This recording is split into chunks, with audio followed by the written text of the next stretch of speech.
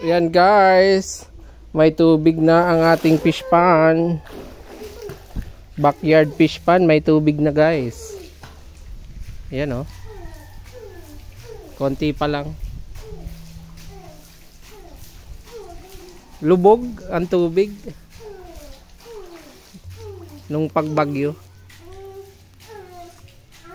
Ayan oh. Yung sobrang lakas na ulan. Linagay ko na guys yung asola doon oh. Pagkain ng isda. Para isda na lang ang ilalagay. Ang laki guys oh. Lumiit na si Asyong. So, sobrang laki ng ano, backyard fish pond.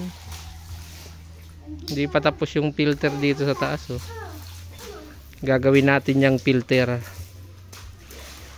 Doon babagsak doon sa dulo. Tapos babalik ulit yung tubig. Kumbaga dito papunta muna. Papunta doon, papunta. Malinis na. Syong, wag mo nang anuhin.